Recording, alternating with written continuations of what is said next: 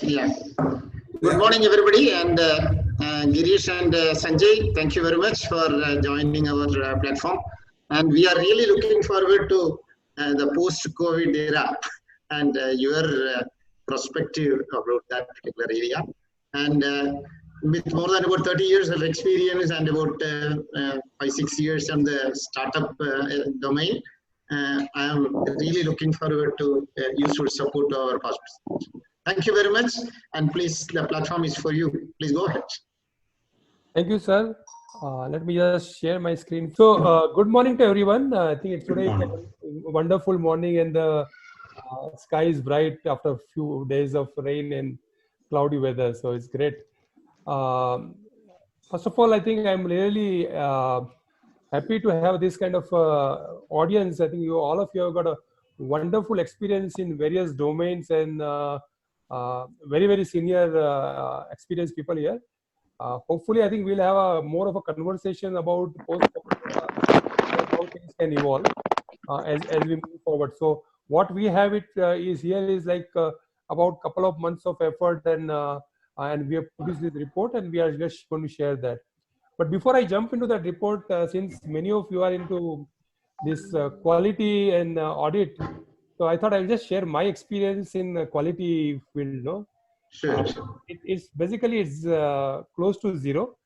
The only time when I come from IT background, and that there was about 15-20 years back, there was a fad was that everybody has to be a CMM, capability maturity model level 4, level 5. So many of you may know about it.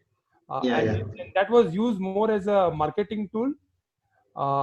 Unless you have a level 4 or level 5, you cannot probably compete in getting the IT contracts also. And I was we had set up a center in Barbados, and I was in Barbados, and we thought that we'll make this center as a CMM level 4.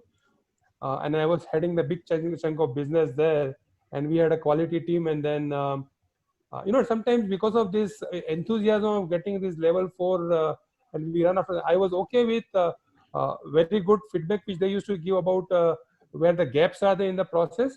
But sometimes just to tick mark on some particular KPIs or KRAs, we need to do something. And I was kind of not happy with that, because that was kind of not improving the productivity of my team, or rather it was deteriorating. So I wanted to understand from their side. So I did this certificate called QAI. I don't know how many of you know about it.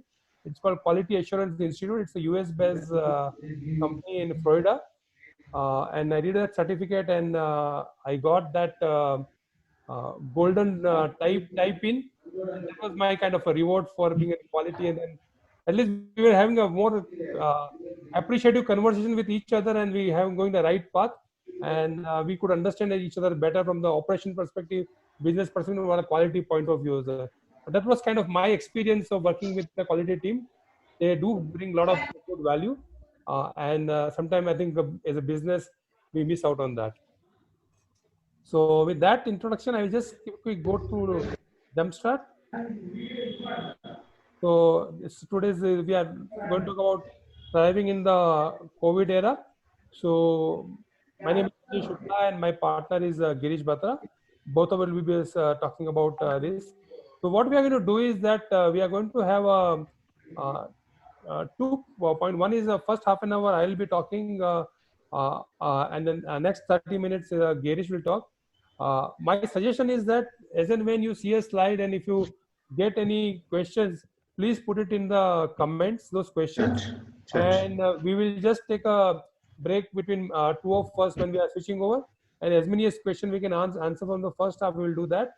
And then the second half, then again, you can probably for each slide, anytime you have questions, you can just put the question.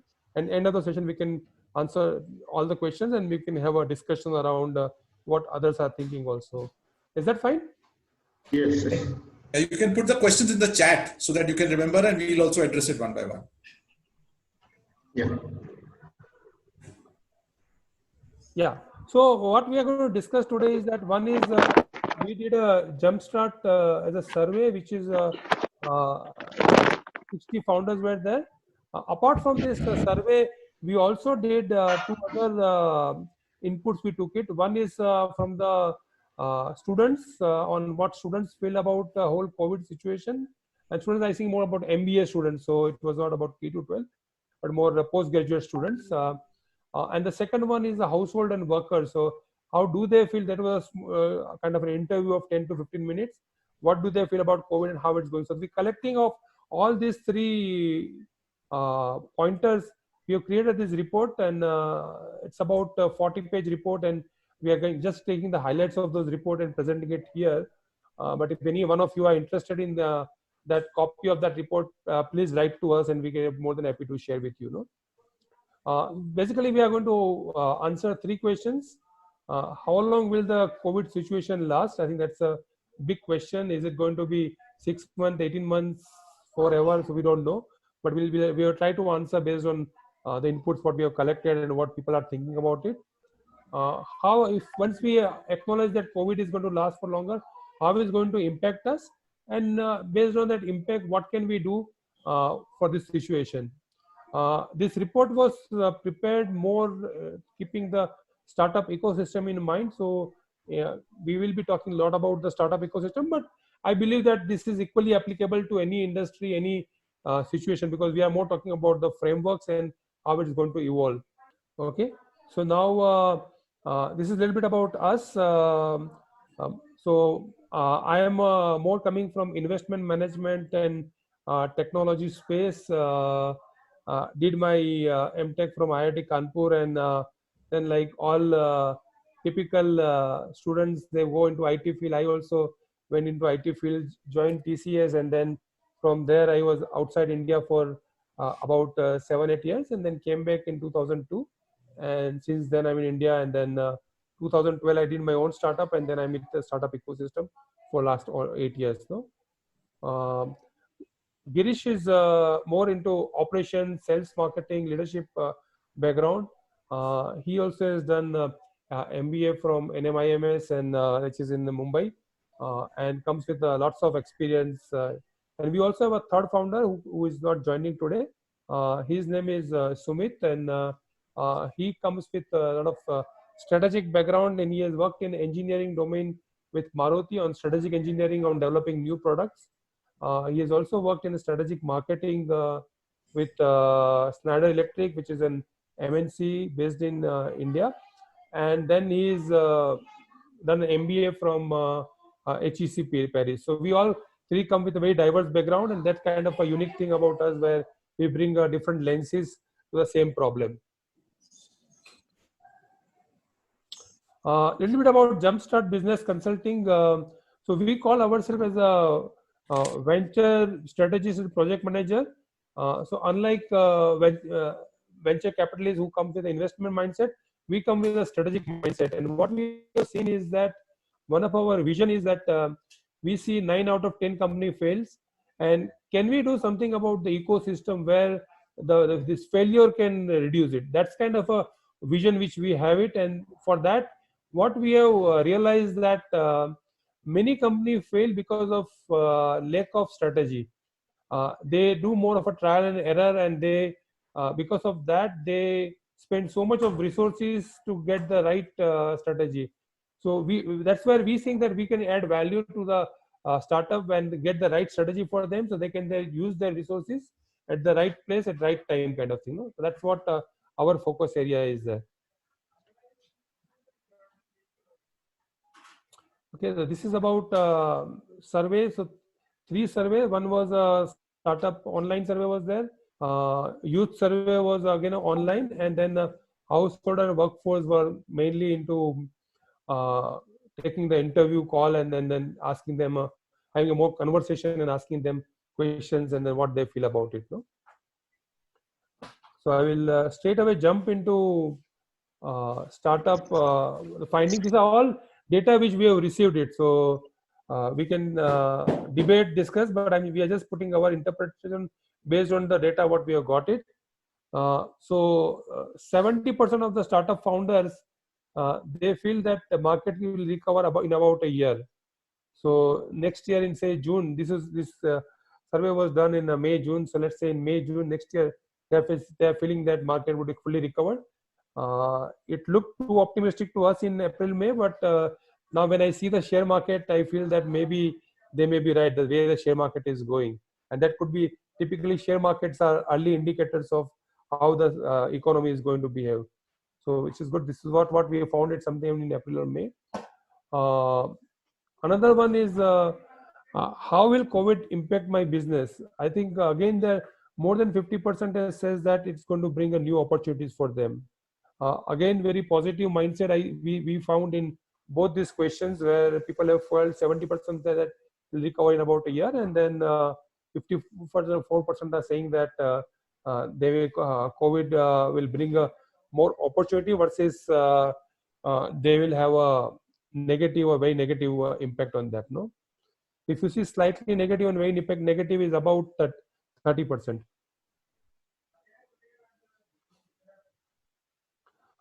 Okay, so another question was which we asked was that how long could you survive without external financing? So typically startup requires funding, and if many of you, if you know about startup ecosystem, typical funding cycle is almost 18 months is there till they get cash positive or profit becomes. Hello. Yeah. So here the finding is that if you see 18 months and greater than 18 months, the people who failed greater than 18 months, the blue line is more no COVID world, and then 18 red is about in the COVID era. So there's a significant reduction is there for about 13% of people are saying that they will not be able to survive greater than 18 months. And what we found that 13% is kind of gone to this 6 to 12 months, where more people are now saying that they'll be able to survive 12 months, between 6 to 12 months. So significant reduction is there from greater than 18 months to 6 to 12 months, and that's where I think that people are more not going to last beyond 12 months. That's what. Whereas here, I think almost 50% were saying that they will last beyond 12 months. Between, I think, less than 6 months or 12 to 18 months is more or less same.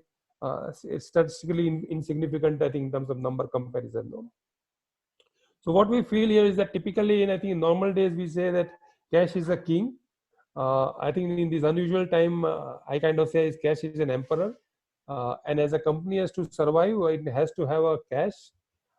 If you don't have a cash, if you cannot pay to your salary to your employees, or you cannot survive for this COVID era, even though you may have very good ideas, very good value proposition, you may not be able to get to the market and have a viable business around that. No? The next we asked about, so this was all about COVID and COVID era, what people feel after the situation after the COVID. So after the COVID, if you say that agree is a blue line and disagree and neutral is disagree is red and neutral is a yellow line. So the first one, I think almost everybody agrees on those 3 points that we need to change the business model. Customers buying, consumer behavior is going to change, and need to rebuild the value proposition. I think when the customer behavior is going to change, whatever assumptions were for value proposition, you need to re-look at the value proposition. So 77% customer needs will change due to COVID. Okay, so the earlier slides were more from the startup survey. Now I think I'm just going to share a few slides on the householder and students and workforce, what they are saying is. And if you look at it here, this is they are saying is that we consume unnecessary and unsustainably. I think somewhere we had our life which was not very value oriented. I think we kind of and this COVID has brought us back to new normal, which is probably in the long term maybe better. We now start to engage more with the home, family, and start doing simple things. I think there are a large number of people have feel that the world is impermanent and we do not have much control over it. And I think that was a realization. So far, I think we as a human being always thought that we can do whatever and we can control everything. But a tiny virus, and somewhere I read that if you collect all the virus in the world of coronavirus and weigh them, it's going to be less than 2 grams. That's kind of a weight of that virus has made so much change for the whole world and whole world has come to standstill. So we are not in a control as much as we think we are in a control. Our existing worldview is broken, and choices and priority has been wrong. Obviously, we were more in the consumption side, and we are not looking at the environment and other thing. I think this is forcing us to think about the sustainability and other things, no? So just to re-emphasize, maybe I should also put about that. So this, I think overall it says that COVID will change the habits in the long term. And if you are a startup, both from the startup founder perspective, they said they need to look at their value proposition, and there is a re-emphasize revalidation is there from the other side of the consumption side of the workforce, students and householder, that yes, the startup needs a better value proposition if they need to take care of all these things, because the behavior is going to change in the long term. Yeah. Any questions? Okay, so this is about summary of those earlier slides. So most people feel that corona will have a long-term impact. Situation will become a bad habit, so I think will excessive unnecessary redundant consumptions is going to go away, and we'll be more conscious about the planet. We will also have a more time with the family members, and then hopefully that will also bring a lot of positivity around. And we have already seen that quickly adoption of digital virtual life as a mainstream for works, whether it is edtech. So in education now we are seeing so much of digital component is there. Earlier it was there, but things now has got like a quantum jump in what people are using digital channel for getting their knowledge, no? Let me start with the first question.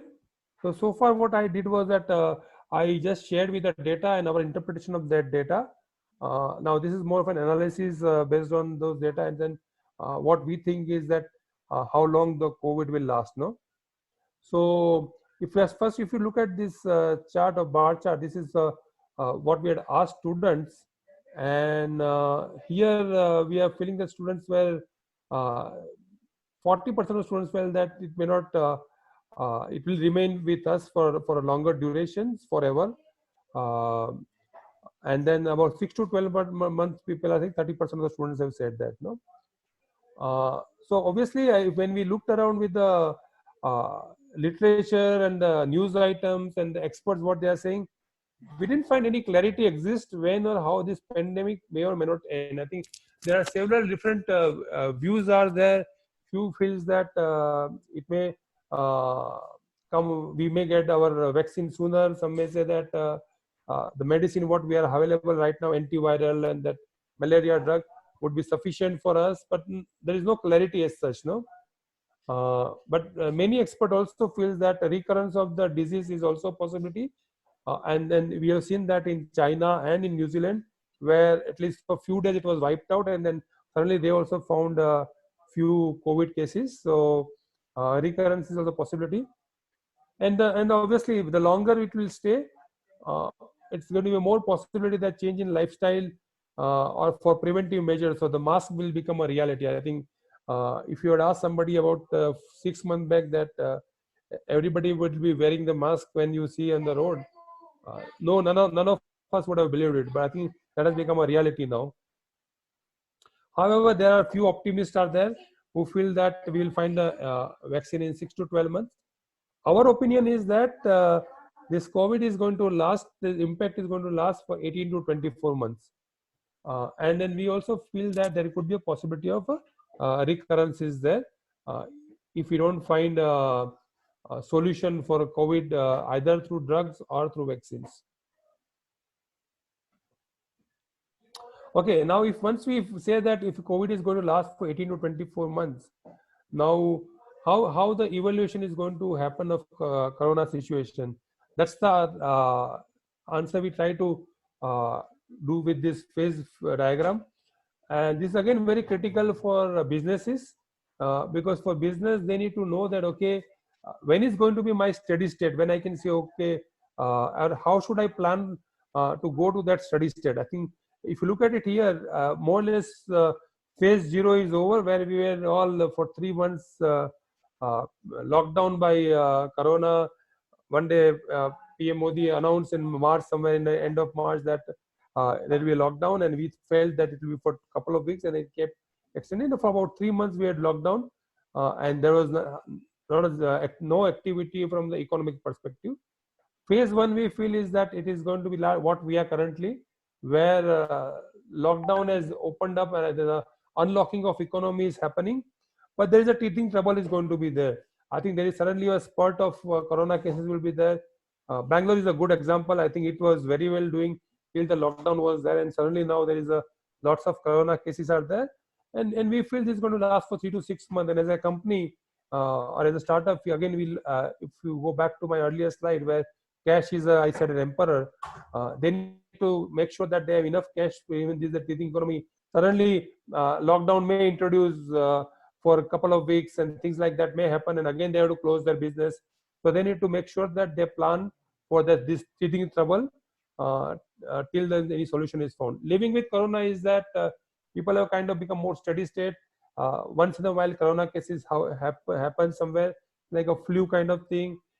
Some new solutions start emerging around that, and people are getting more used to it, and it more becomes a new normal for people. We think it will happen in 12 to 18 months. And beyond corona is when the vaccines have started coming in, and then or the immunity system, our inherent immunity system gets developed, because so many people have gone through the corona, and the impact of corona becomes minimal, and that's where we feel that it will become a steady state, which can very difficult to predict, but anytime after 18 months we feel that that's a situation which will come beyond corona place, no? So that's what this is. I think this is very critical in terms of phase evolution, and anybody who is planning for their business or for their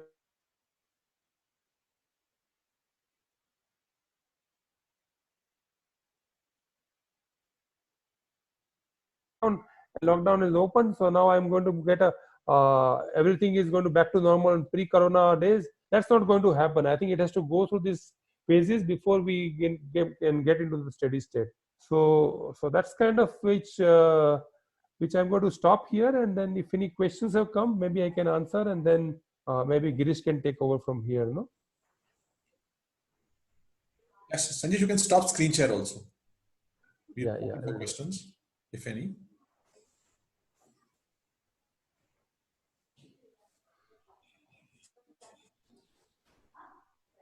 Yeah, any questions, comments, or jokes? Anything is allowed. Unmute and speak. My question is simple and maybe foolish also. Why is your company called Jumpstart, not Jumpstart? Okay, no, I think it's a good question, and we sometimes we have this issue where we give our email ID and we just speak on the phone. People invariably say Jumpstart. Yes, sir. We have put straight for a reason, because we are saying we are a strategic company. Okay. So that's the thing. Jump in a strategy. So we will make it strategic oriented. That's why we put straight. Nice info, sir. Thank you.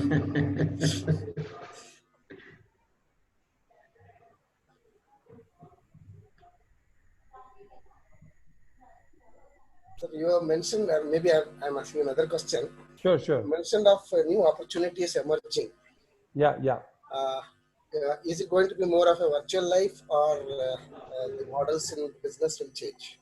Yeah. So please hold on that question, because I don't want to get Girish under. Okay. So I think that's the next sets of slides is about all Okay, about. I'll wait. I'm sure I'll wait. Yeah. What about how we can evolve from these three phases, and what are new important opportunities are emerging? I think that's what Girish is going to cover. Sure, sir. I'll wait for it. Thank you.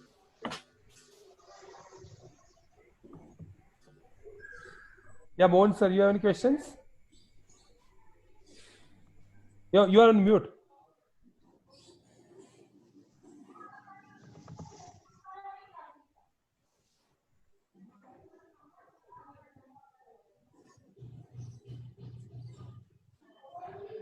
Anybody, any questions, or we can go to the second part?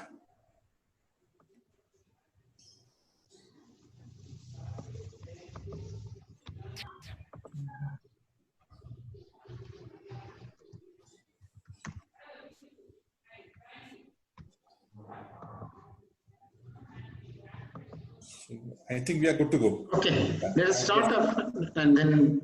Yeah. Okay, is there any question on the chat? No, Chat no screen question too? on the chat, sir. Okay, fine. Okay, anybody else would like to speak, or we can go ahead? Somebody should say yes or no. Yeah. Okay, go ahead, Girish. Nobody's responding. Yeah. I found a few locations for Girish near you. The first one is Girish Narayan Drive at 7-163 House, Dharamkaran Road, Amirpet, Hyderabad. Yeah, just put yourself on mute, everyone. Number 2, near That will be Tirupati Jewellers, Kukatpally Housing Board Colony, Kukatpally. I think actually there's a question in the chat, sir. Okay, I just go through. Near Hyderabad. Yeah, excellent study. Must have read that Indian Space Organization is addressing the demand side. Any comments? ISRO is addressing the demand side. Any comments? Sriral has asked this question. I'm not aware of it, sir. Okay, let me explain. Can I explain? Yeah, go ahead. Yeah. Recently, if you read the change in the government policy to have a lot of private sectors and participants, and to expand the thing, they have changed the policy to address the demand side of the whole space activity. I wanted to actually understand what is actually the meaning of the demand side economics as compared to what happened in the pre-COVID era.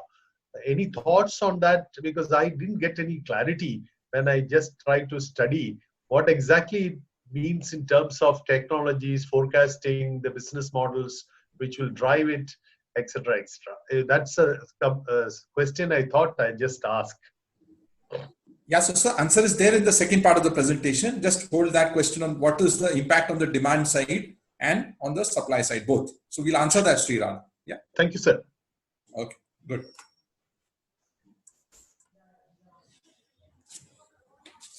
Yeah, so hi everyone. I'm Girish Batra, and I would like us to spend a little more time on this phases, because we believe it's critical for startups and businesses to understand. what it was before.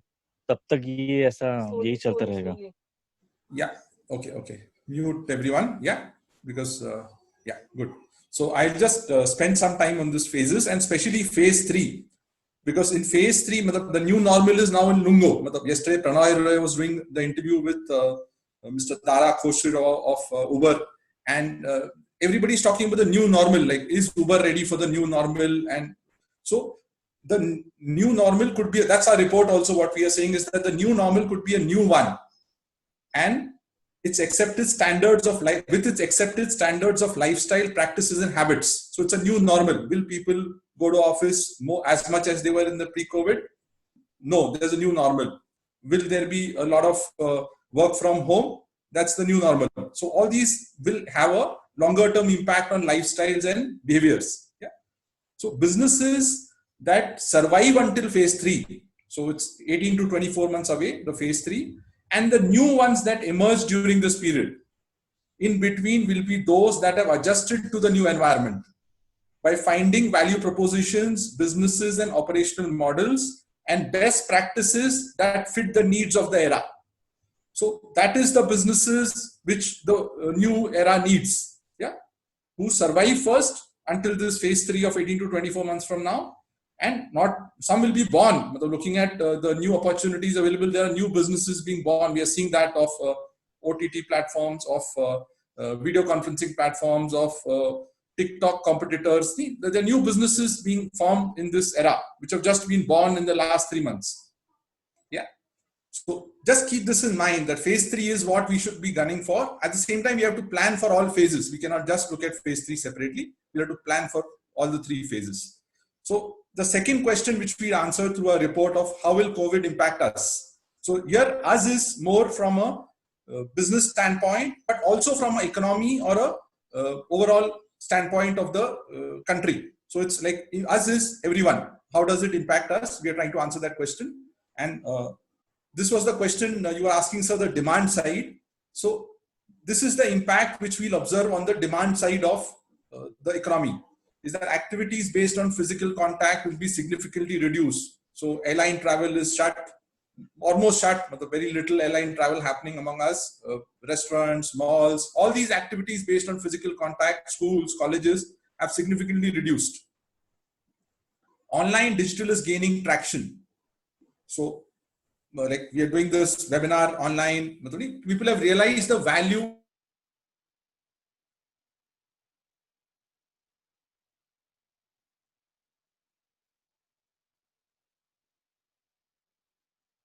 that it's much more productive than physical meetings, because physical meetings didn't start on time, some critical members were absent. So the online is somehow turning out to be more productive for a lot of folks. So all this is going to gain traction. People are spending more time, leisure time, instead of shopping or going outside, they are spending on OTT platforms. Gaming is seeing an impact. Education through online is seen a significant impact. So Byju's valuation went up by 50% in the last 3-4 months in the next round, just because of this increased traction of online education. Earlier, they had to convince traditional schools. Now the schools are after them to implement online education for their kids. So otherwise, they don't have any option of transfer. Even government schools are looking at online education, even though majority of their students don't even have a smartphone. Yeah. The third point is that conscious consumption will happen with reduced capacity. So more and more people will do conscious and thoughtful consumption with sensitivity to the environment, and right wrongs will replace non-essential, impulsive, compulsive and destructive consumption. So earlier consumption was quite, there were advertising made for impulsive consumption. So many people used to encourage impulsive consumption of high-end products, of even at times automobiles. So more and more that's going to become conscious consumption. The carbon footprint was something less than 1% of Indians maybe were aware of before this. Now at least the youth are surely asking their parents, what have you done to the earth, Mother Earth, and why am I facing through so much trouble while I am growing up, or I was just ready to take my job. And so these critical questions are being discussed in homes of conscious consumption. And lastly, it's a very dynamic world. Jobs are getting lost, businesses are shutting down. So people are conserving resources, even if they have big money, be it as an investor or as a consumer. People want to consume resources because they don't know the needs of tomorrow. Maybe they'll have a medical expense tomorrow, or there'll be something urgent which might come up. So resources are being consumed at organization level, are being conserved at organization level and at individual level also. So these are the impacts which we are seeing on the demand side. Now coming to the impacts on the business side. So startups have reported significantly lower survival cash, less than 6 months survival for almost 70% of startups, and our surveys also and third-party surveys also, that the survival is dependent on them conserving cash significantly in the next 6 months. Otherwise, they don't have cash in the 7th month from after COVID impacted. Acquiring customers, be it B2B customers or B2C customers, has become much more challenging for startups and even businesses. Everybody is postponing, be it software implementation, or so it's becoming much more challenging. And that's why, as Sanjay had shared in his survey, like many startups and businesses both are questioning their value proposition and business model. That do we have the right value proposition? Because they believe their customer needs have changed. So therefore the value proposition also needs to be enhanced, and their business model needs to be relooked at, because the assumptions of the business have changed in the post-COVID era.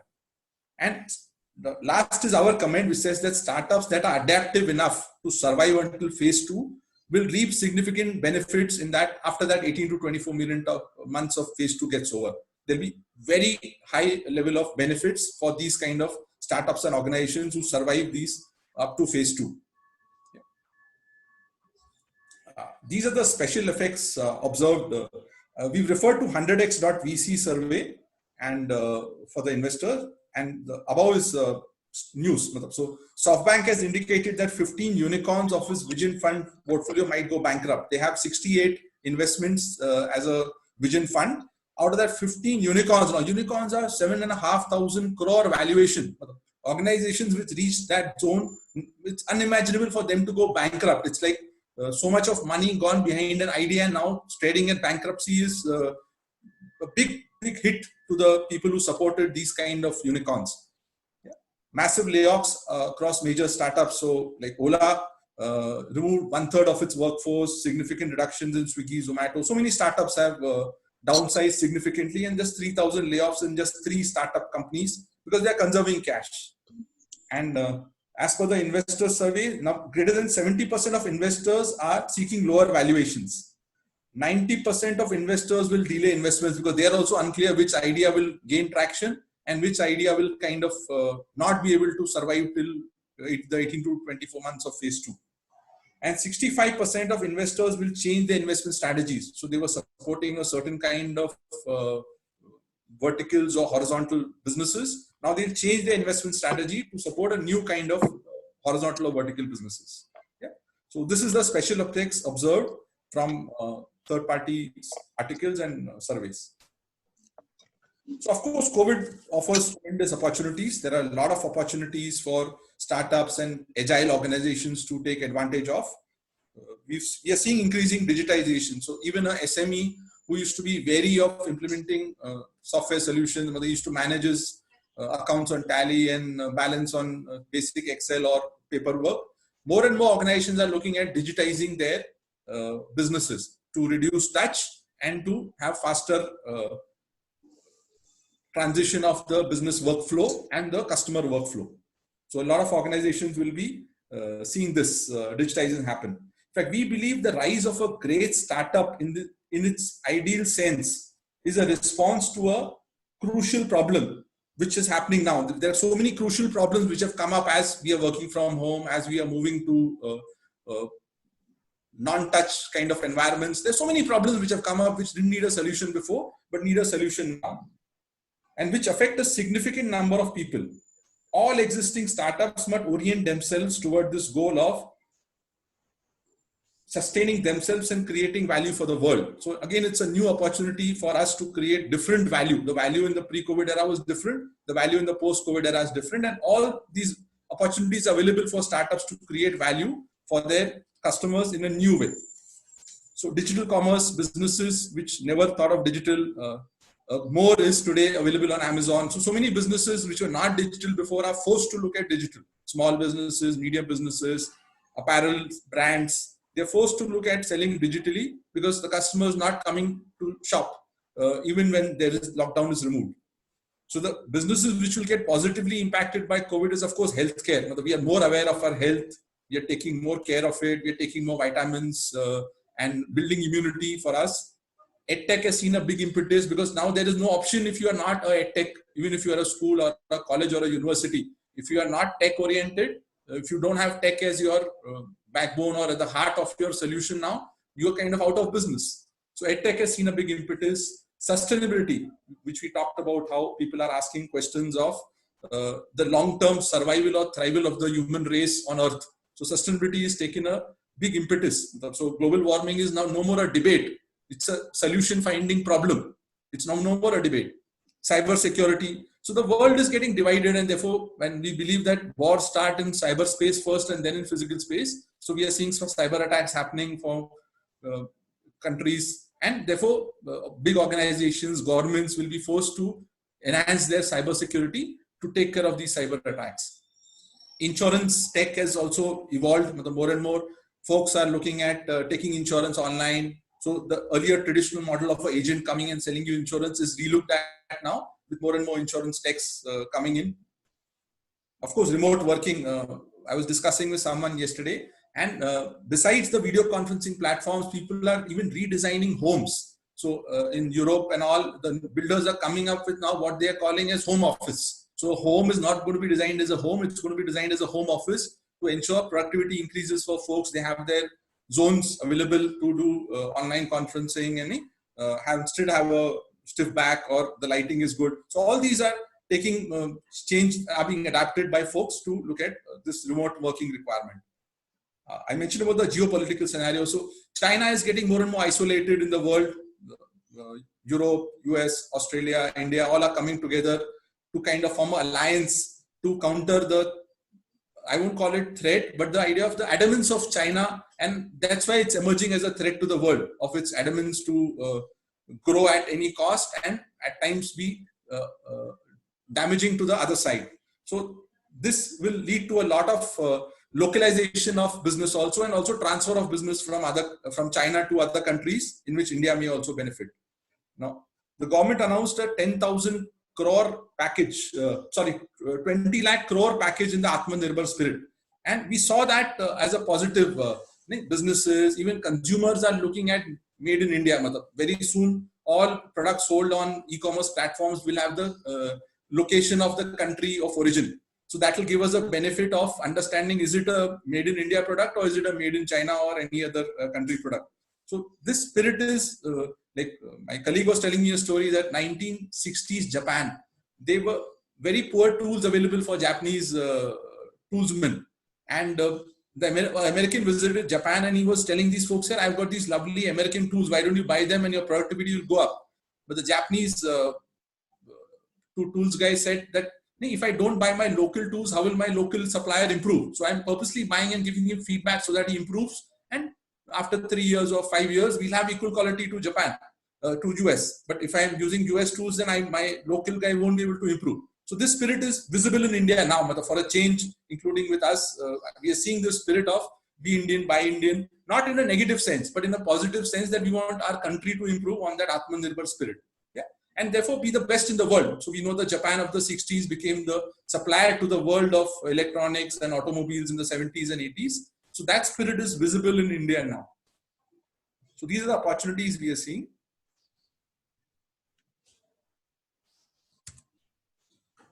So what we recommend businesses in this time is, today the questions you ask yourself and your business are bigger than answers. So please, we encourage you to ask those questions to yourself and your business. So this is a basic framework, a DIY, do-it-yourself kind of analysis for your business that can help entrepreneurs to go beneath the surface and draw valuable insights for further planning.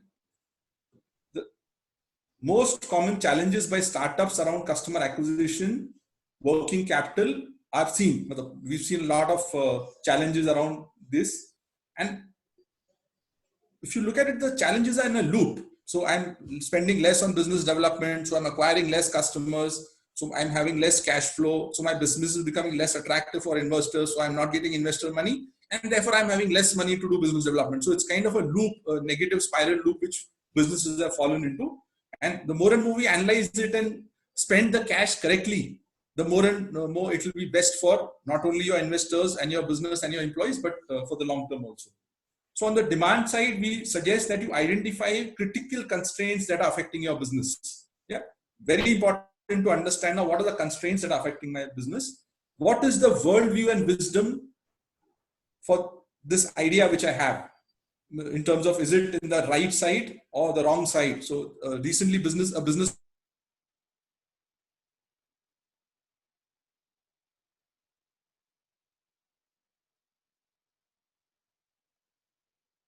would also hire high-end ladies' bags and ladies' purses and jewelry.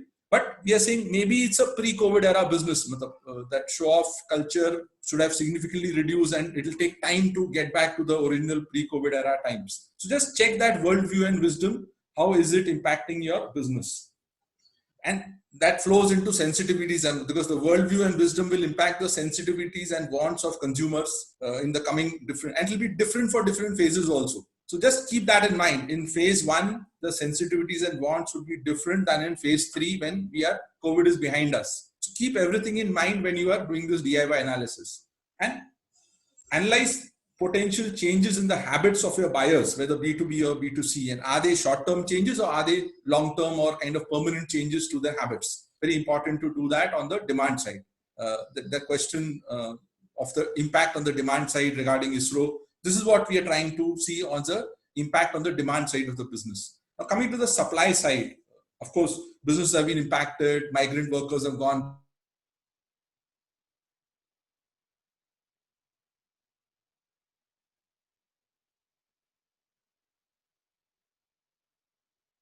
We just want folks to look at their business value chain and see where the impact is the most and what is the solution to that impact. So starting with your supply chain, is your supply chain disrupted or is it fine? Then production, is your production disrupted, or be it product or service? Do you have the critical workers to manage your production line? Is your product development impacted? Whether you had some launches planned with the support of third party or any vendors or developers? Is that impacted? It's the right time to analyze, and therefore how are you having a contingency plan to take care of that? The customer connect, very important now to be actually ears to the ground as far as your customer goes, because if earlier you had a ears to ground of X, now it's important to have 10X of ears to the ground, because the customer connect will only give you the new changes in the customer's needs, and therefore changes required in your business model or value proposition. And lastly, very important to keep the team together, aligned to the new goal, because otherwise there'll be confusion in the organization of is it conserving cash? Is it growth? Is it going after same customers, going after different customers? So the last human resources point is very important in terms of aligning our teams to the larger new goal, which you have formed or you are in the process of forming.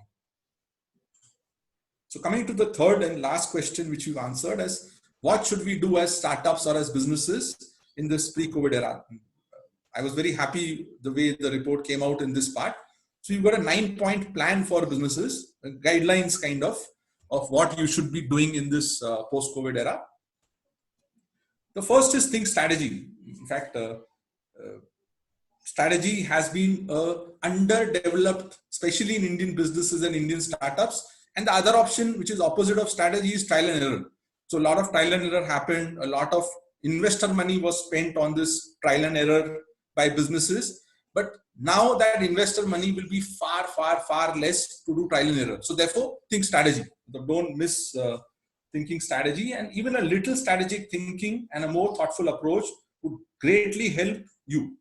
It will greatly help you. Yeah. Now, these phases are visible here. Every entrepreneur has to have a plan for phase 1, which is now, as we discussed, phase 1 is happening now. Phase 2 will happen after 3 to 6 months. Phase 3 will happen after 18 to 24 months. So we need to have a plan, a solid plan for phase 1 and maybe a semi-solid plan for phase 3. We'll have to have a plan phase-wise on all aspects of our business. If we have to survive, like the goal will be then survive in phase 1, strive in phase 2, ensure that you are there with all your energies and some cash in the bank in phase 2, so that you take advantage of and you thrive in phase 3. So that's the part of the report also. Business in phase 3, we are predicting demand which will be more than supply. There'll be more demand in the market and there'll be less folks who will be able to meet that demand in all domains. So you have to somehow reach that phase 3, which will be 18 to 24 months for now, as per our report. Now, the goal setting activity should not merely be for a revision in numbers, because as we discussed, everything has changed. So you cannot just, my goal was 100, now I've reduced it to 80 or 50 because there's a demand drop due to COVID. The market has changed, and therefore not relooking at your market will be a wrong thing to do. You'll have to relook at that market and the entire fundamentals and dynamics which are prone to reform. They are getting reformed. So relook at that and accordingly reset your goals. Yeah. Take a few steps back and go back to the time when your startup was formed or the idea was formed and see how it is relevant to the new opportunities available.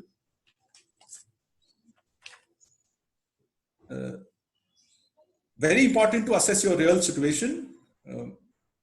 You should be looking at your situation thoroughly and brutally based on data and logic. This is not the right time to be emotional or biased or rigid about one's ideas and beliefs. It's not the right time. You could get stuck on a particular style, be it you are 30 years in a business or you are 3 years in a business. We are 4 months into this business of strategic consulting. Yeah. So it's very important to have data and logic and not get emotional about your idea or what your experience is. And as we are seeing so many problems, fund flow problems, demand problems, employee motivation problems, very important to break the problem into parts and classify it into red, orange, and green. So red problems are life death problems. I need to solve them come what may. So look at them first and then go into orange, and green problems maybe you can live by, but you'll solve them at a later stage. Make yourself relevant to the new world. A venture that fills critical gaps and plays a significant role in solving issues for its customers and other stakeholders in the new situation is much more likely to survive now and thrive at the right time. So be that venture which is solving the current critical problems which the world is facing. And of course, digital is not an option. But digital is kind of, be it I am a government school student, I am going digital. Be it I am a small employee in small SME, I have to go digital. So everything is going to go digital, and see how you or your business or your customer needs can be digitally met. Today morning, there was an ad about Prestige who was encouraging folks to even book a property by going to the digital walkthrough of their apartments.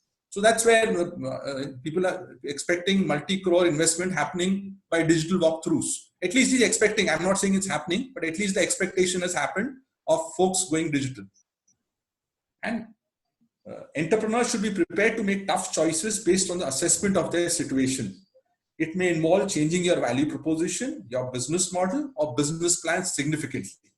So be ready to make those tough choices. And last, you may need a lot of great ideas, connections, leverages, and other kinds of help to survive, strive, and thrive.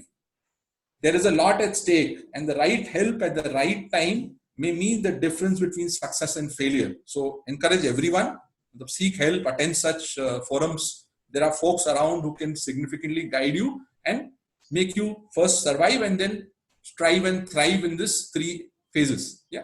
So invite you to seek help. We are also available if anyone wants to contact us about their business or their idea.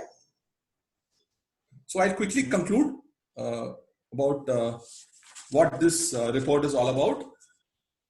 So COVID is merely going to expedite the dying process of many startups, which were going to fail sooner or later. Like they were going to fail 3 years from now or 5 years from now. They're going to fail in 3 months or 6 months from now. They were anywhere afloat by not so sustainable approaches and uneconomical traction and costly growth. So for every 100 rupees of turnover, I was losing 50 rupees. And the investor was paying for it. And I had postponed solving this problem to maybe 6 months or 1 year before IPO or exit level, investor level. Yeah. So those kind of businesses, I believe there's a war going on in SoftBank's boardroom. And we'll see a significant number of changes in the way SoftBank used to work. Yeah. So all this is because of the wrong decisions taken. People thought it's like, we'll cover it up as we move along. But now it's exposed. The wrong decisions are kind of exposed. And the problem of economic value add and profitability were left for the next set of endgame investors to solve. So next series or endgame investors or IPO were supposed to solve that. Yeah. But now investors would be far more cautious and strategic and traditional, in fact, is the word, in their approach. They will see positive economics from day one. So if I have an app which has got 3 lakh downloads, but 0 revenue, earlier stage, it was easy to get investor money. Now investor will look at positive economics of your revenue coming from either advertising or download paid subscriptions. They will look at positive economics very early in the game instead of postponing it to later fundraisers. And either way, companies that adopt to the unique situation, strengthen their business fundamentals, come up with sound strategies for the long term and survive the storm in between, are the ones that will be winners and role models. This is the time your case study would be written if you turn out to be winners and role models of the post-COVID era. So I'll leave all of you all with a question: who are you? Who are you in this time of crisis? Yeah. So that's it. That's my side of the presentation. More than happy to take question and answers, both of us, Sanjay and me. Starting with you, Mr. Sriral, you were talking about ISRO addressing the demand side. Do you believe we answered that question, or you want us to answer more? I think to a large extent, I need to get clarity. I will think through further. But I have asked certain questions related to that as you progressed speaking about it. Right. I think a certain amount of next level of clarity has emerged. It was great. Okay, good. I have asked certain questions related to that. As you take the questions, perhaps it will get more clearer. Sir. Yeah, so there's another question from Zandik, that how the people lost jobs are going to survive. Do you have a start-up plan for the low-income group wayside and plan for the vendors? See, that's my question. I'm actually looking at, when you say startup, we normally look at only technological startup. So I'm just looking at many people who are losing jobs, or even the vendors who are actually losing business. So how they should react to a post-COVID era? So it's a tough question, and in fact, I attended a webinar only by the founder of TeamLease. And he Okay. said that India is a poor country, so majority of our Yes. resources will go into at least ensuring that nobody sleeps hungry and at Yeah, least yes. has a filled in stomach. So next will correct. come in small Yeah. businesses, next will come in medium businesses. So that's our priority. Yes. That's The reality is there's a shortage of business. There's so many hands and so little use of those hands in India. As he said, India changes only when there is a big crisis. So this crisis is actually an opportunity which the government should take by actually reforming us significantly. That ease of doing business is only a misnomer in India, especially. We all know from the labor inspectors sitting in our 10-employee office and checking our registers to link. So that it's a misnomer. It's not. It's tough to do business in India. That's a reality. right. And everybody believes you are a thief unless you are proven to be innocent. So you are a thief even if you have a 10 lakh turnover. So all that has to change significantly, and that we believe the government should be doing it. But otherwise, it's going to be a tough time because government will have, again a cycle.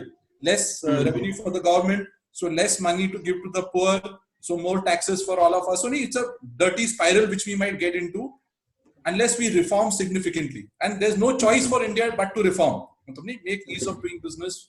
Like if we see 30 countries left China, India got 2. 9 went to Vietnam, 6 went to Bangladesh. India got 2 of those 30 companies. The Bangladesh is equal to Maharashtra.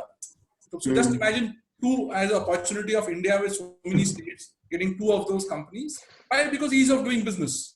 So it's more of a government or an economy or that level. And there are good minds. I was so happy to hear him. I'm forgetting his name, the TeamLease. So happy to hear him that there are so many people who know what is right for the economy, but so few to convert it to action. And now there's no choice. That has to get converted to action if we see it. Okay. And continue to this also. See, the skill set improvement, maybe an education as a big name, but the people's skills to do a job. Say that could be even small things, maybe like even repair of the electronic mobile phones or repair so many things. The demand requirements are very high. Maybe there are a lot of people who are struggling now to get a small people to come and help you. But the people are not skilled enough. So somewhere the education system is also another basic or foundation which needs to be established for a better startup or a smaller startups, I'm just thinking. So I was in a talk by Rakhu Raman, ex-Reliance. And he was saying, just study the street vendor. How he changes his, correct, as per the demand. Holi will come, he will stock Holi items. Eid will come, he will stock. So, and the way he manages his demand supply, he manages his inventory, manages his margins. He also takes care. It's actually a science in itself, the way he does it. And he's uneducated. He learned on the books. Nobody educated him. He didn't attend any school to do demand supply management, to plan cycles of business. So just leave that entrepreneur free and he will innovate. He will innovate his own ways to do business. Skill is more need-based. When you look at employee, you look at skill. But as a businessman, as a street vendor, what skill here? I have to survive. I have to fill my stomach. So I will innovate based on that constraint. Innovate is what the theory is. And Indians are the best innovators. He gave so many examples of street vendors, how they innovated and they were thriving in his sense. Yeah. Okay. Thank you. Any questions, others, please? Yeah. Mr. Venkat Subramaniam, going online, need of human resources and the utilization will go down. Many will go jobless. All cannot start their own business. What are the solutions for these? Sanjay, you want to answer this? You're mute, Sanjay. Yeah. Mute. Yeah. So first of all, let me acknowledge, that's a problem. Currently, we have a challenge. We have so many people who have come out of the job, and you are also right that not everybody can start the business. But the hope is there, and I think this is a hope that if the business starts and if he really gets the opportunity, then they are going to also get the job. they are also going to create a job, correct? It's not going to be one entrepreneur means only one job is there. He may create a 10, 20 jobs. I think recently also Amazon has said that they are going to get 10,000 temporary workers for them because they got so much of demand now because online jobs are online. People are asking for lots of orders are there, and to fulfill that order, they are going to get 10,000 people. So yeah, if may not many people will become entrepreneur, but there are going to be a significant activities are going to be there. Economic activity would be there, and once the economic activity would be there, most likely the jobs are going to get generated. Now, is this job which is going to generate, is it going to be sufficient to reduce the unemployment rate? I think that's going to be a big question, correct? Answer probably is that not in immediate future, but maybe over a period of time in next say another year or 2 years, if really we can take all these opportunities which are coming our way. Simple thing like what government did about this 59 app they have got now banned from China, correct? Now, now if you look at it from the entrepreneur angle, from those apps, the market has been created. Everybody now knows that market is aware, and we don't need to spend, or startup doesn't need to spend to create that market. China has done that job for us. When TikTok wanted to come to China, their strategy was to go to tier 2, tier 3 towns and spend billions of dollars there. Now, after they spent billions of dollars, they've created this market. It's now for us as an entrepreneur to capture that market. And if we have one TikTok like that from India, and why not? Because we have all the technologies, correct? It's just that we lack capital. Why we cannot do like TikTok earlier? Because we lack capital. When any app kind of thing is required a lot of capital to do marketing kind of thing, and then that's where I think we fell behind. Now that marketing effort is going to be less because already TikTok has created that market. It's just somebody has to now come create similar experience, which is not tough to do it, and then get that market share. And then once you get that market share, there are so many informal economy jobs are going to get. Lots of TikTok stars, they got their money out of that, correct? So some of those would be in a formal economy, like engineering and other thing when the economy improves. But there are many more now is going to be an informal economy, correct? Which is where the challenge is there. And then I think government defends themselves by saying that informal economy is generating a lot of job and the unemployment rate is not capturing that data. Now, I don't know whether it's how far that is true, but there is some truth in that. It may not be 100% in what government is saying, but there is some truth is that if you look at Ola, Uber, if you look at it, the Swiggy and Zomato, and all the things, they've created so many informal economy jobs which doesn't get captured really in terms of employment data, correct? So our answer to that is that yeah, in next few months, 6 to 12 months, we are going to suffer, and it's up to all of us. I would not say in this case government also. It's up to all of us who are in better position to create that and take this opportunity and see how we can grab the market and then be a Atmanirbhar as government says, correct? If you look at it, I think I go back to same thing about the COVID also. Now, after 3 months, government says we have made you aware about COVID. We made you how you should survive in COVID. You need to wear a mask. It's up to you, up to your company, how you want to take it forward to you. We cannot do babysitting forever kind of thing for you. Same thing, I think somewhere it's true for us also, whether how we take opportunity. Now China is struggling now in the world. There's image issue is there. And what Girish was saying is that only 2 companies come to us. Why not 20 companies come to us? Is all of us is to start thinking about it, no?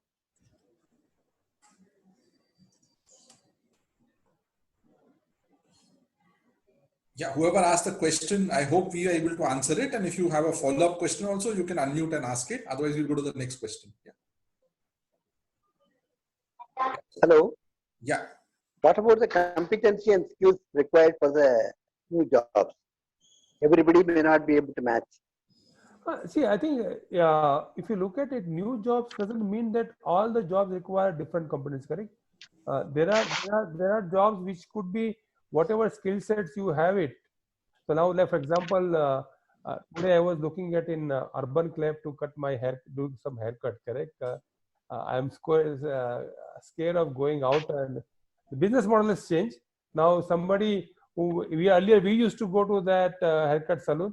Now somebody is going to come to our home and cut the hair. So the skill sets have not changed, but the business model has changed. Correct? The business model has completely changed now, where somebody will come to your home and probably we may pay a little bit extra on that, but it is much safer than going out and doing those things. Correct? So, I feel in many cases, same skill set remain, but the business model is going to evolve and it's going to change.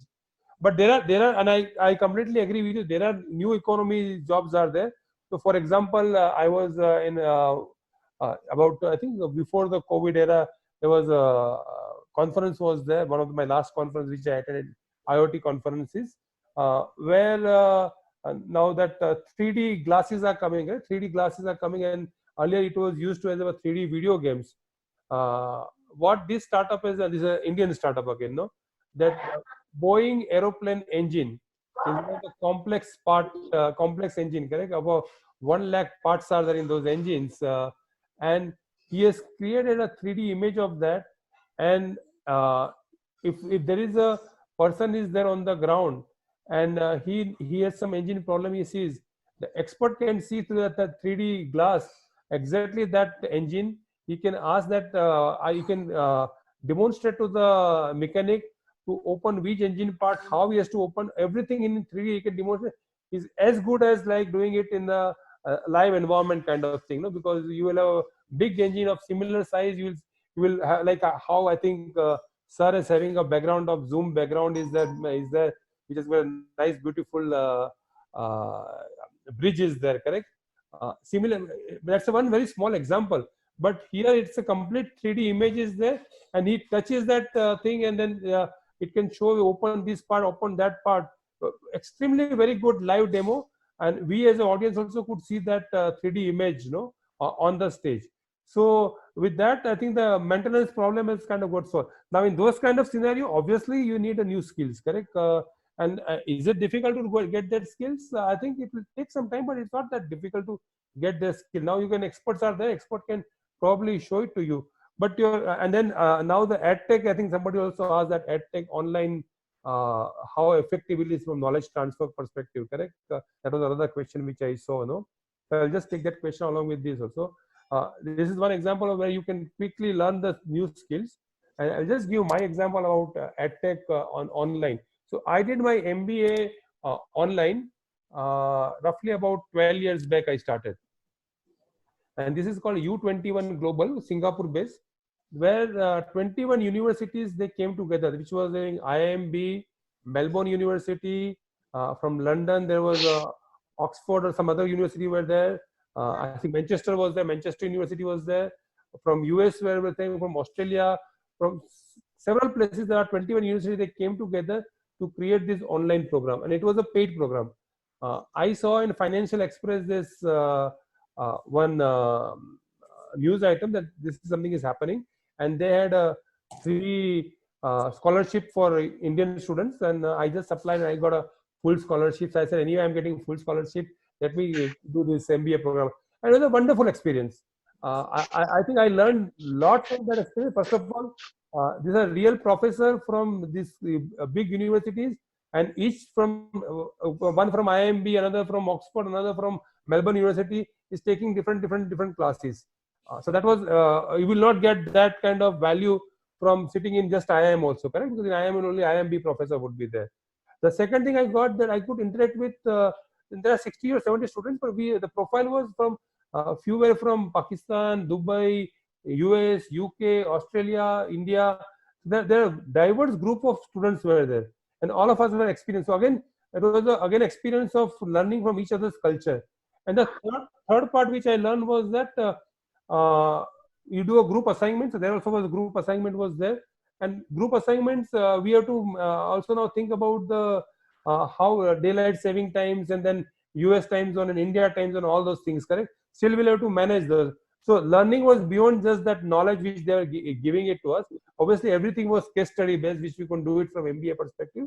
But there are areas in EdTech also where you can significantly enhance the value, then you are only on that in classroom training, correct? So there are areas where probably online training may not be that effective. If you have an engineering or a chemistry lab you have to go, probably online may not be that effective. But there are other areas where it will be effective. So again, balance has to be created.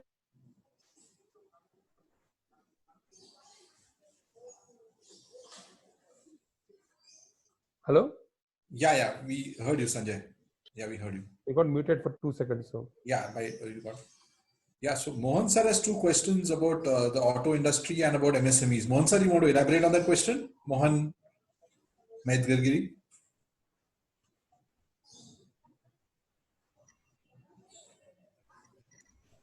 Hello, sir. Yeah, go ahead, Mohan. Just No, explain. actually, we have seen a lot of requirements for automakers. From automakers, people now, instead of going for buses and all, they wanted to travel on their own. Is it true, sir? No, specific behavioral changes, short term, long term, that we'll have to analyze. We'll have to analyze for specific industry. What are the short term behavioral changes? What are the long term behavioral changes? Short term behavioral changes, we all know we are working from home. So we are not using public transport. We are not using private transport. Majority of the knowledge industry folks. Of course, if I'm a factory worker, if I'm a government servant, I cannot work from home. But every industry has to look at short term behavioral changes, long term behavioral changes. What will remain and what will not remain, and accordingly they have to plan their stage 1, 2 actions and stage 3 actions. I won't go into industry specific, but every industry has to look at it this way. What are the short term behavioral changes of my customers? What are the long term behavioral changes of my customers? So that means the current requirement of healthcare PPs, it is a short term or long term? Again, depends upon when the vaccine will come. Will there be a cure for COVID? Will we develop herd immunity? It's all connected, sir. So there are quite a few questions where answers are not there. Big questions are there, but clear answers are not available, sir. So if I shifted from, say, garment manufacturing to PP manufacturing, should I plan for the next 2 years or 5 years of PP manufacturing? Tough to answer today, but then I should look at all options from a strategic mindset. That what are all the options available, how easy or difficult it is to transform from one line of manufacturing to another line of manufacturing. Okay. Mr. Bhupati has a question on digital commerce. Mr. Bhupati, you want to ask it? This question was about government assets. If the startup takes up security management of digital security management of government assets, how safe will it be? Right. How safe will it be? How safe is it, you're asking? Yes, sir. Will there be a policy changes that have to be made in the government level? Sir, I know that government... Because digital commerce will involve finance as well as sensitive informations. Right, sir, but there are global best practices available. India is not the first to face these challenges. Yes. So there will be always best practices available of what other countries and other evolved economies have taken decisions on. Yes. And then we can copy and do it as per the best practices available globally. Is there what will be definitely cost factors involved in that, which should be definitely more in the initial stages. Yeah, so the good news is when India gets into a technology or a zone, the cost is normally reduced. The cost is significantly reduced for cyber security or for all these things versus when it was a new industry. The cost was 10x or more. Whenever India wants to adopt any new solution, like the cost of data, we all benefited from we are the cheapest data cost in the world, mobile data cost in the world. Why? Because we got it late. We got it late as compared to the evolved economies who paid the maximum. As technology became cheaper, we took advantage of that. Yes. So I have made another question also. Maybe I'll finish it so that I may not repeat the question again. I had asked about this digital education. Right. It is going to be the new norm in the future. How will the basic branches like mechanical engineering, civil engineering, where a lot of practical classes are important, how will that impact their futures? That's what I was trying to know. Sanjay, you want to answer that? Yeah, I think I kind of answered in my earlier answer that those are the areas it's going to be difficult to have a completely online classes or completely 100%. But I think that what it will evolve is a hybrid model. Yes. So currently, and I can take this. I can let you know that in US, I think you saw that recently that international students have been asked to go back because if you got 100% online classes, no. So many universities there are doing these hybrid classes, where they say out of few classes you do it online, and then the lab and the related classes probably you can do in class or in the lab kind of thing, no. So that's the model I think which is emerging for some of those stream which you are mentioning, correct? Because Yes, if you have to have got a Smithy workshop or a Yes. filing, you Yes, cannot do it that on the online kind of thing, correct? It You will be have to like, go there and do that, correct? definitely, it will be like learning swimming on postal mode. Yeah, absolutely, Unless absolutely, you get into water, you just cannot know, you cannot develop the skill. absolutely. So how will their future be affected? That is what. No, so their future, I think it is going to be a hybrid. So, if I remember correctly, I think there used to be this All India Engineering that correspondent course used to be there, correct? And Yes, sir. that Some is of them are not recognized nowadays. no, there was this one of these ICE or something had a recognized thing. ATCE or something was there. Yeah, it's CT. About 30 years back, I remember that. But there was what they used to do. They used to get these labs from these engineering institutes, and weekend they used to get these students to come and then work in lab and complete their experiments, kind of thing. That was the model was there. This is a long time back. I remember it. Maybe But it will come back. probably that model will come back now. No? Come back. Yeah. And maybe I think the advantage there probably could be that currently probably you only want to go to lab to your college.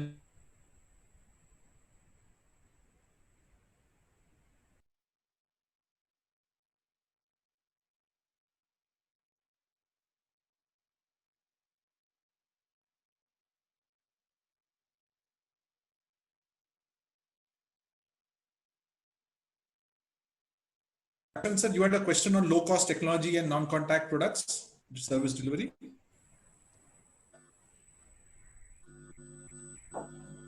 You are on mute, sir. Yeah, you are on mute.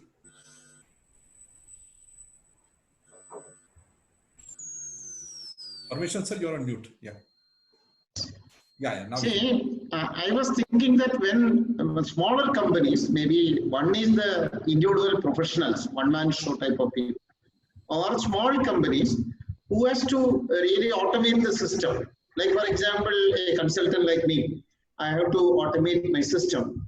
So there are some technologies available now. So there is one of the area where they find it difficult is maybe adopting or buying the new technology or the softwares.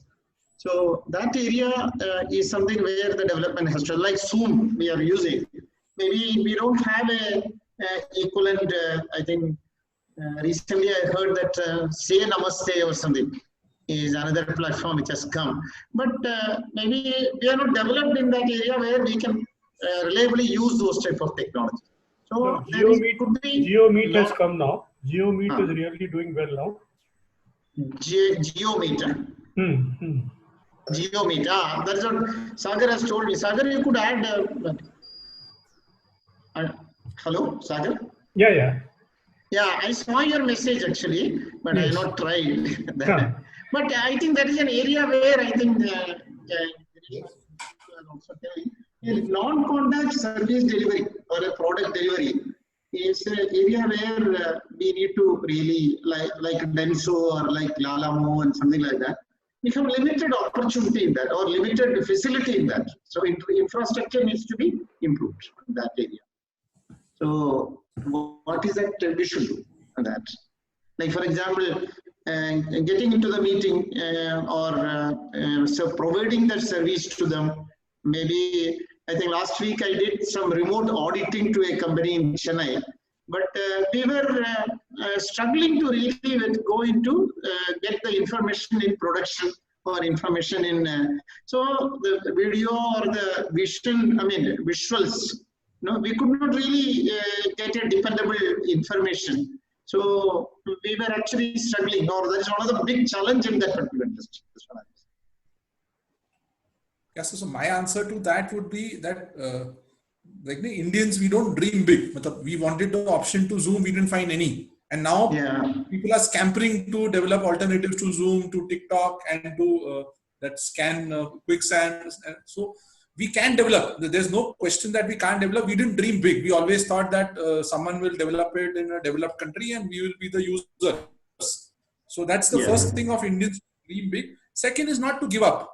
So even if I have glitches, even if my software is not stable, as a customer, I should support Atmanirbhar, a local startup who's trying to solve a problem. We Indians give up easily. As a businessman also, we give up easily. As a consumer also, we give up easily. Yaar, ye bekar hai. Get me the international version of it. And thirdly, the cost in India is so much cheaper. We got so many developers who can develop anything and everything as an alternative to anything and everything in 1/10 or 1/100 the cost also, I think. We can do it. Only thing is these three things. We are not dreaming big. We are not having patience to give time and accept the glitches and support till the end. And the third thing is take advantage of the cost factor. Zoom also 20% development would have been done in India only by some Indian developer sitting in India or Silicon Valley. But we didn't do these three things. That's why we are using international products only. But now I think it's a nice reset for us. And we are also becoming more Atmanirbhar and that aware of which product is manufactured or which owned in which country. So that's the good part. No, we should take advantage of the Indian entrepreneur should take advantage of this Atmanirbhar spirit and support for some time till it has glitches, and also use that cost advantage because you'll get it at 1/10 the cost. Let's do that as a team. We don't give up on our Indian startups or Indian developers quickly. Correct. See, I just wanted to, maybe I'm not as a question, but the two areas where the improvement needs to be done is, one is the low-cost automation, where everybody can access. And second is the mindset change. See, maybe I can just tell you in Bangalore airport, they have made totally contactless or no contact at all. And everybody has asked to have the boarding pass on the mobile. But in spite of that, my wife was traveling about 2-3 weeks back. So she was the only person who had that boarding pass on the mobile. Everybody else printed it and brought it in spite of. So one is the resistance of change to the new technologies or new contactless deliveries, etc. And the second point is how cheaper, as you very rightly said, India has that capability, competence, and developers who can actually do that. I'm really acceptable to the changes. So when you make the changes, it automatically you get into a new lifestyle as you started off the actually presentation. I think, sir, you have put a very valid point, and I think kind of hit on the nail. Because I have tried to work with SME segment for now many years now. And I have always found that, barring some exceptions, and it's not a general comment, but barring some exception, it's extremely difficult to change the minds of SME and way they are working, correct? So if they have handwritten order books are there, if you want to make them also Excel spreadsheet based also, I think it becomes, there is a lot of resistance to change is there. And I think that's where the efficiency, they lose on efficiency when they want to compete internationally also, correct? So I think you are absolutely right that the mindset that I want to continues to improve, even though it's a small improvement, and then eventually then I will become so efficient that I can compete in international market. No, I think that mindset needs to come. We have everything. I think we have the technology. We have the best of the technology, which others are using it. So we are able to go and sell it to outside world, but we are not able to sell internally. In SME adoption of technology is very, very low. I think that's where the challenge is. Right. In fact, the large company, I will tell you, large companies, Indian companies, and this is about 10 years back, my experience. And then you know that databases are Oracle and all those things are there. Fox Pro, very old technologies are there. Now, if it is working, so if your version 5 is working, now version 10 has come. They don't want to change it. The large company, if my version 5 is working, why I need to change it, kind of thing, no? Because it's working. Whereas if I see that if it's 2 version older thing is in the international area, the whole company will be concerned that why we have 2 version away, kind of thing. We have to be in the version 10 or latest version, because then we can get the latest whatever the tool sets are available, no? So that mindset, I think that's across India. I think that mindset I have seen, no? Correct. Sir, one thing you are telling about mindset, no? This Bangalore airport, CAS of people are scared because they will not change their mind. Because even if you show it in the mobile, they are happy with the printed copies only. Not even Bangalore, almost all the airports. Yeah. Even when you go to engineering colleges, I've seen most of the engineering colleges, the salary is paid online. Still, they are maintaining a register with a revenue stamp affixed with the signature of the concerned employees. Why they should have a revenue stamp? And you don't get a revenue stamp nowadays properly. And there are audit comments from ACT also. It is now revenue stamp is now not affixed. Sir, I think we are not in a creeping session here, but I will tell you that I'm a visiting faculty for many colleges. I have seen that most of the time the colleges, the teaching staff, they spend 50 to 60% in admin work. Correct, Even though online thing is available. If online I can get the marks, I can put the mark or absence and presence of the students. They will still need that register where in physically copy is required to put that absence. Now that's where I think the amount of time. I think that a lot of mindset changes to happen. Hopefully, COVID will help us to change those mindset. No. That's correct. Yeah, Venkat had a question on phase 3 risk and opportunities. Venkat, you want to elaborate? Venkat Subramaniam.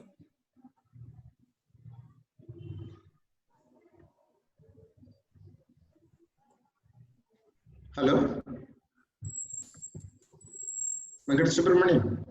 Yeah. Okay, go ahead.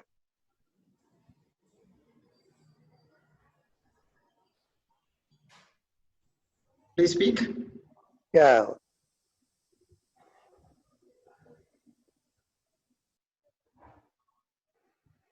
So regarding risk and opportunities for new startups. Yeah, we shared that. We shared that in the presentation. So what specific area you want to answer us again? What is your question? General, for new startup, there will be risk and opportunities. How to manage? So we shared that about low touch options, digital, health tech, cyber security, digital insurance. We shared all those opportunity areas which we see will take off. Okay. And people will benefit significantly. Anybody else? Yeah, I had pulled together 4 questions together. Of course, many of those things have been addressed as we filtered through. But I was thinking there is, whomsoever is at the level of leading these changes, there is a need to have a lot of courage to challenge the current processes, because these processes has evolved maybe based on some lessons learned, best practices, they have been benchmarked, and then it is currently being practiced. So I think to challenge these processes, and it has been evolved over a certain period of time. Now, I think in a very short time, when we try to challenge this process in terms of its risk, in terms of its acceptability with the things, I feel I was thinking that the kind of regulations which is required. For example, I just quoted the robotic process automation standard processes, or maybe a new e-learning system which helps us to do independent study and support some blended workplace practices. I was not able to really find out how do we really lay hand on these kind of technologies, because these technologies, if you really look at, started emerging many years back, and we do not have ready access, and they are all covered by IP rights of various things, protection regimes which actually are there in those countries. And we see that currently the West is very able to really adopt the full force digitalization into this, again protect it further. Under these kind of things, there are certain human faces who actually work behind this. How do we really address this? These kind of things, some comments on this dimension of this, especially when it is little higher tech than what we really look at it. So this is one area. I think implicitly you have answered it, but any thought processes on this is actually at a slightly larger level. That's one question, sir. Any comments from Sanjay or Girish, whether the question itself is correct or maybe some kind of your thoughts? Yeah, Girish, you want to take it first? Yeah, so see, what we know at least is that today, if I have to have any new development on the IP of a third party, it is available very, very, very cheap. In fact, Google encourages startups to develop artificial intelligence using their AI backbone free. In fact, they give you credits of also Google Cloud, and because they want to learn more from the vertical development which the startup would do. So today as a startup, the IP is least of the worries. In fact, my worry should be building something and quickly IPing it instead of, because the global IPs are in fact open source or available at a very cheap price today. There's hardly any barriers to build a new robotic technology or a new AI ML technology on the IP of others. Because it's negligible, because they believe in crowd. So if millions of startups use their IP, then even if one startup or a few succeed, they will get small money into multiplied by that many million. So that's why today I know of quite a few startups who are using Google AI to develop their AI platform in a particular vertical, because Google AI is horizontal and it's available free initially. In fact, they've got credits in return that you're using my AI, so you take these credits also. So today IP is not a big worry. In fact, India can develop the next generation, assuming it is an American startup or a Israeli startup, and build on top of that. We don't have to rebuild what they've already built. That's what the world wants you to do also. World doesn't want you to rebuild another Zoom or another TikTok. World wants you to build the future TikTok or the future Zoom. How will you do 3D interactions on a video call? So that's what Indians should be aiming for. The first point which I said, we are dreaming less. The IPs and the technology is available very cheap for anyone to do that. I can assure you that. It's almost free if I have to develop the next level. Thank you. Yes, Thank you. Yeah, I think one of the things I don't know, just a slightly different point on this, that sometimes as an entrepreneur, we try to copy a lot of things from the Western world kind of thing. I think that since it's American, so, and then we start worrying that, okay, if I put everything digitization, whether I have so many people, how are I going to solve the problem? No? So I would recommend, there is a book called Digital Nation. I don't know how many of you have read it. That it's by Tata Sons current chairman, Chandra. He has written Bridge Digital, so Digital Nation, and he kind of gives a lot of insight how technology can make an impact to Indian problems. We need to look at our Indian problems and apply technology to solve that Indian problem. We don't need to apply copy the solutions of Western world. I think we need to use the technology to solve our problems, and then he has given lots of case studies and examples around that on health tech and other industries also. So I think I would recommend anybody who is interested in looking at Indian problems, how we can solve using the technology, and it's a fantastic book. Thank you. Thank you. I had an associated question. Maybe I will reserve it at the time of it asking, or shall I ask now? No, but you can ask, no? Okay. Now, if this kind of fast post-COVID situation comes and that the time is actually reduced, I feel that there are going to be new guidelines on expenditure control and cash management thing, which is really going to come. This is going to, the question is that there are going to be incubations in R&D, which takes 10 months, which takes sometimes 4 years, sometimes some technologies takes 15 years. Such kind of models, will it die off or will it change? The second part of the question, which is the corollary, is actually there are going to be a lot of reuse models, as you were mentioning, than the license production kind of thing, which actually India is privileged to, which we have actually left after around 20 years back. So if you try to do a weighing between both of it, that means one on the incubation, which takes a long time, the other is the license production, where we try to evolve and then get our products back. So some comments on your thought process on that. Yeah, Girish. No, Sanjay, you answer it. Yeah, so okay. I think my perspective is that what Girish mentioned about reuse and IP related thing, I think he was mentioning more from open source perspective, if I understood him correctly. So there are a lot of open source which are industry strength products are available. So they are as good as a licensed product. So as a entrepreneur, as a startup, you may need to think about it that do I need to spend money in buying a licensed product, or should I, or what I'm getting from licensed product? Is I'm getting something extra which I need for my business, or I can get similar quality industry strength open source product and I can use those products without paying any money, and then my business can then offer better service to customer and better cost also to the customer, and probably it can help you to thrive in this economy also, correct? Second part, I think you mentioned about incubator, which I didn't understood. Can you just repeat that? Yeah.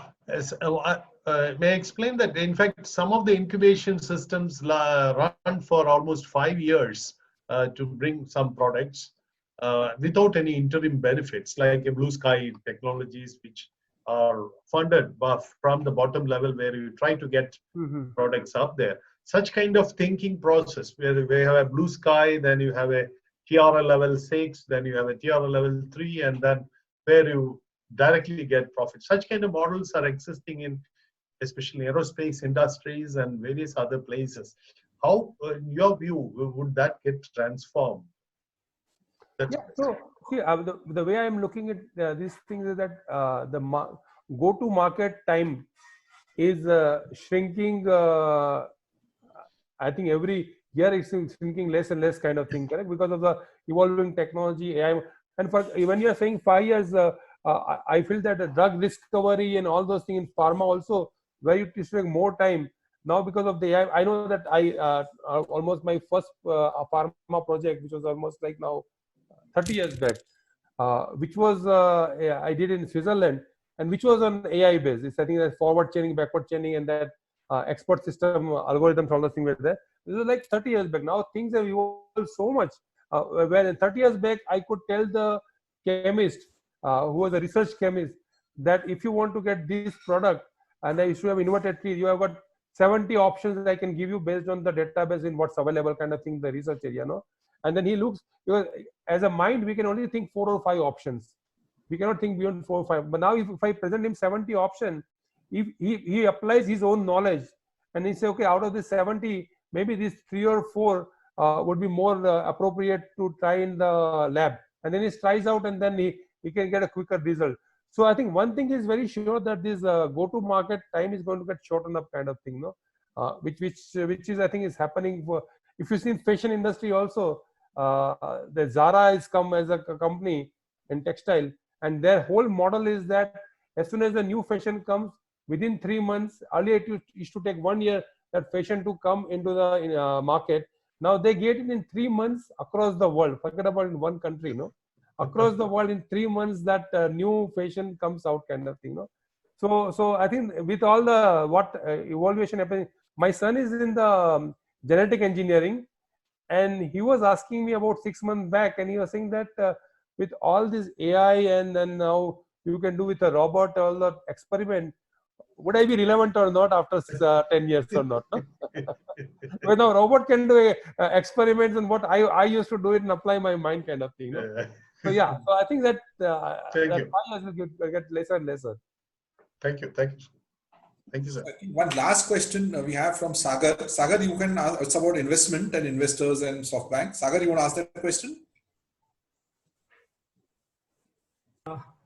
Yeah, basically, what I want to understand is, the last couple of years I've been observing the way a couple of these startups, whether it is in the transport or other industries, are getting valued by the investors or by the market. So is this COVID a wake-up call for all these guys to be more, realistic in their approach? Because, I know a lot of these companies have been having so much of cash burn. But in spite of that, all the bleeding that they have taken, the valuation has been going up, 2x, 3x and all that. So I just wanted to, your perspective, what is the take on this? So yeah, I'll give my perspective, although Sanjay is the investment expert. See, even in these COVID times, the world is in recession, maybe depression. NASDAQ hit its highest ever. The valuation of Microsoft, Google, Amazon are all trillion or 1.5 trillion dollars. So innovation is always at a premium. But if you are innovating, you will get the backing of investors, you'll get the backing of stock markets, because everybody wants the next Fortune 500 or Fortune 10 company to evolve. And this, we are sure this COVID era will also give birth to a hidden startup who will take advantage of this COVID situation, and we after 10 years maybe will be on the top Fortune 100 list. So everybody wants to back the next innovation, and that's what investors are running after. And that's why valuations go up, because they believe you are the next Microsoft or the next Google or the next Amazon. Yeah. So that will not stop. That will in fact get accelerated. Now, the fake valuations which you were mentioning, because see, the intent of SoftBank was, he was thinking he was backing the next Amazon or the next Microsoft. His intent was not wrong.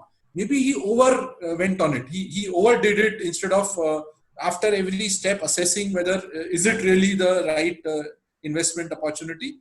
SoftBank overdid it is my comment, but I think Sanjay can add more to it.